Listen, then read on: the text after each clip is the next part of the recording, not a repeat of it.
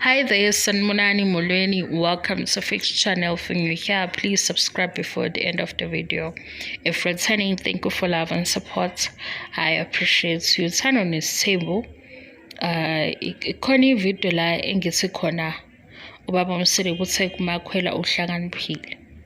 Bathi-ke umakhwela asakamazi thina simbona la season 8 mhlambe ku-season 9 sobe sesijwayela ukuthi umakhwela ubani because kuyabonakala ukuthi nangu ukhona udade unumber 5 and indaba yakhe ihamba iqhubeke. Shuthi ku-season 9 la sesizombona khona kakhulu njengamanye amakhosikazi ngoba zikhona izinto esikwazi ukuyihlukanisa kulamakhosikazi sesiqale nawo season 1 sesaba season 8.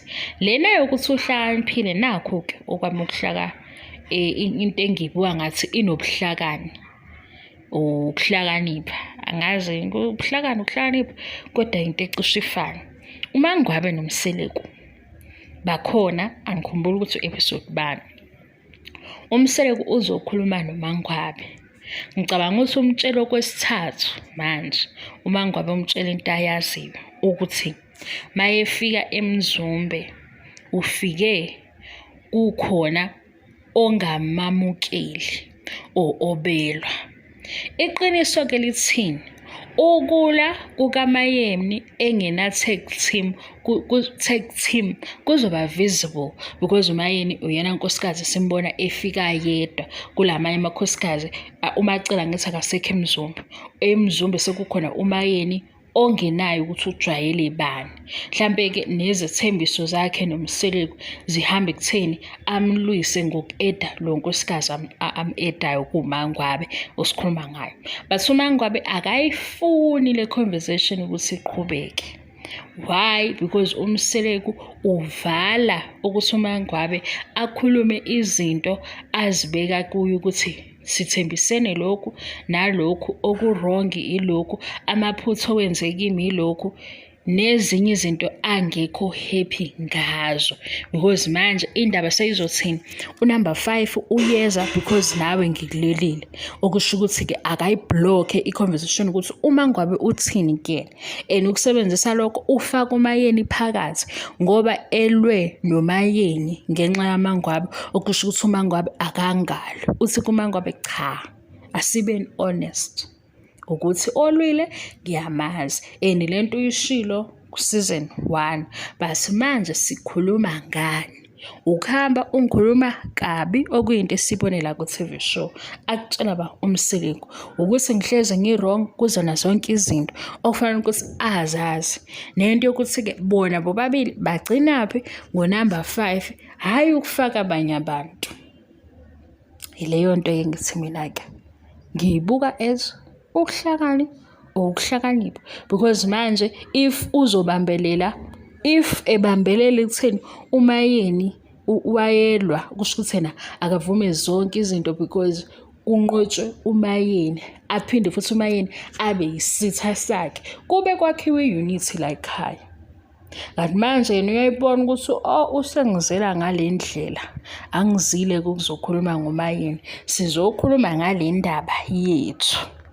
Ngoba izethembiso uMayeni welile yaphela impi yakhe, noMangwabe kube nezethembiso ubaba uMseleku azenze kuye lezi angasayigcini, okufanele ukuthi aku-addresswe ukuthi kimi what wenzani, wangakwenza ini, simshiye ngaphandle obe nempi because naye ukweyakhe impi ngoba engamfuni unumber 5 ngezethembiso ezenziwe kuye. Base uMseleku uza nani nokuba usopolitiki.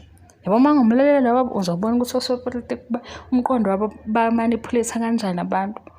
Uthi into iyenziwe uye wrong, afuna ukuthi uzoyithatha ayinamathisele komunye ngoba manje i-bigger picture sekuzoba uMayeni olwayo ukuthi uMangwabe engangeni. Ngaleso sizathu uMangwabe akathule ngoba naye walwelwa ebengekho happy ngezinye izinto.